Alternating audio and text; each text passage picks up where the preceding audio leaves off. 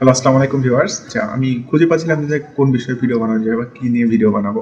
আর স্পোকেনের উপরে একটু কাজ করতে চাচ্ছিলাম। তো ওই হিসেব করে ভাবলাম যে এমন কোনো বিষয়ে ভিডিও বানাই বা টিউটোরিয়াল তৈরি করি যেটা খুবই সিম্পল হবে এবং আমি খুব সহজেই বা অল্প কিছু সময়ের মধ্যে সেই বিষয়ে কথা বলে একটা টিউটোরিয়াল তৈরি করতে পারবো। তো সেই দিক বিবেচনা করে আমি ভাবলাম যে একটা টিউটোরিয়াল তৈরি করা যায় যেখানে আমি এটা দেখাবো যে কিভাবে ইমেইল তৈরি করা যায়। এটা খুবই বেসিক, কারণ বর্তমান সময়ে অলমোস্ট সবাই কাজটা পারে এবং ইমেইলের প্রয়োজনীয়তা অনেক বেশি। যারা সবেমাত্র স্মার্টফোন ব্যবহার করতে শুরু করেছে তারা হয়তো অনেকে এই বিষয়টা জানে না বা পারে না। তো ভাবলাম যে ঠিক আছে, এই বিষয়ে ছোট্ট করে একটা টিউটোরিয়াল তৈরি করা যায় যে কিভাবে খুব সহজেই ইমেইল তৈরি করা যায় এবং সেই ইমেইলটা আপনি যে কোনো জায়গায় যে কোনোভাবে ব্যবহার করতে পারবেন। তো চলুন মোবাইল স্ক্রিন চলে যাই। তো মোবাইলে আপনি ইমেল ক্রিয়েট করার জন্য আপনি চলে যেতে পারেন গুগল রিলেটেড যে কোনো জায়গাতে গেলে পরে আপনি একটা ইমেল খুলতে পারবেন।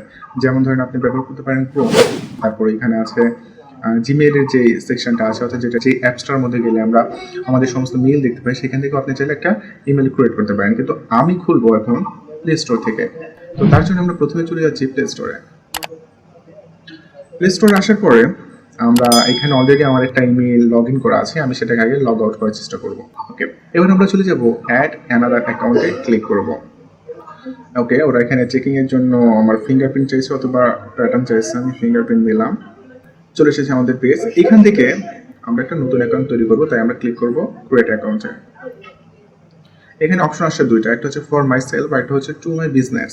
এখন আপনি ব্যবসার কাজের জন্য এটা খুলতেছেন নাকি হচ্ছে আপনার নিজের জন্য খুলতেছেন, সেটার উপর ডিপেন্ড করতেছে যে আপনি কোনটায় ক্লিক করবেন।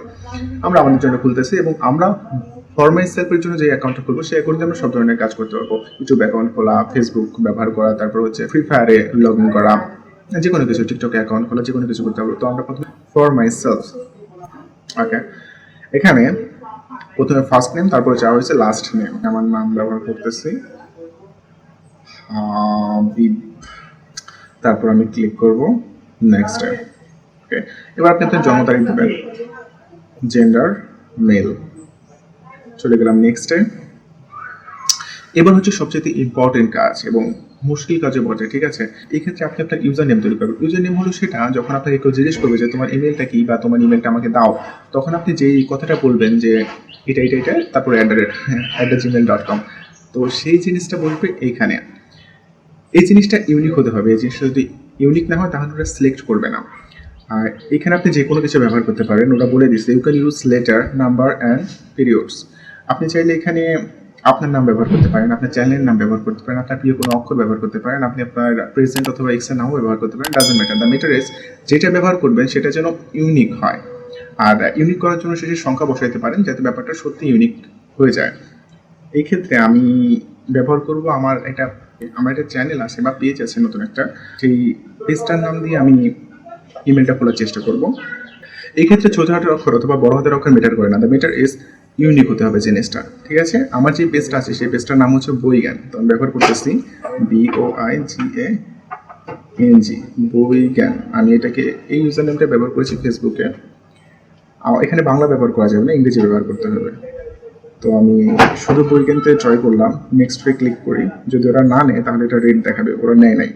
ওরা বলতেছে যে অলরেডি এই নামের একটা অ্যাকাউন্ট খোলা আছে, সংখ্যা ব্যবহার করে ইউনিক করতে হবে। ওরা নিচে সাজেশন দিয়ে দিচ্ছে যে বইজ্ঞান 338 আর আরেকটা দিচ্ছে হাবিব মাহমুদ 664। আপনি চাইলে এই দুটোর মধ্যে কোনটা ব্যবহার করতে পারেন।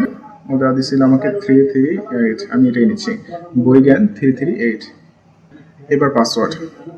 কিন্তু ওরা সবসময় আপনাকে সাজেস্ট করে যে উপরে যেখানে লিখে রাখছে যে create a strong password with a mix of letters, numbers and symbol.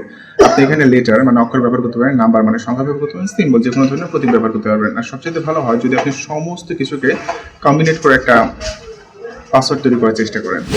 যেমন এই ক্ষেত্রে আপনি আপনার নাম ব্যবহার করতে পারেন। ধরেন আপনার নাম হলো হাবিব, তখন দিলেন এইচটা বড় হাতের দিলেন, যেমন বিপ।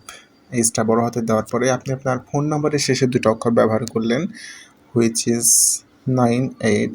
তারপরে এটাকে আরও ইউনিক এবং স্ট্রং করার জন্য আপনি কোনো সিম্বল ব্যবহার করতে পারেন। যেমন এখানে আছে হচ্ছে @, ডলার চিহ্ন অথবা হচ্ছে অ্যান্ড চিহ্ন। এক্ষেত্রে আমি ব্যবহার করতেছি ডলার চিহ্ন। অর্থাৎ আমার পাসওয়ার্ড দাঁড়াইল হাবিব $98। তারপরে আপনি ওকে দিয়ে দিতে পারেন। এই ধরনের পাসওয়ার্ড ব্যবহার করলে পাসওয়ার্ডটা স্ট্রং হয়।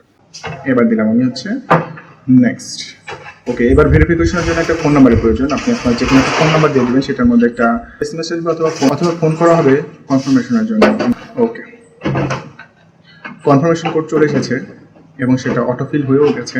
এবার শুধু আমাকে ক্লিক করতে হবে নেক্সটে।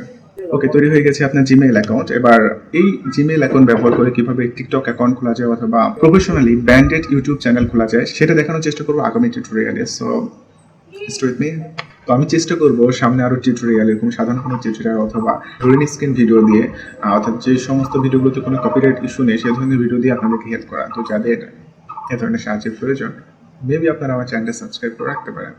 এই একই নামে ফেসবুকে কিন্তু আমার একটা পেজ আছে, চাইলে সেখান থেকে ঘুরে আসতে পারেন। ধন্যবাদ।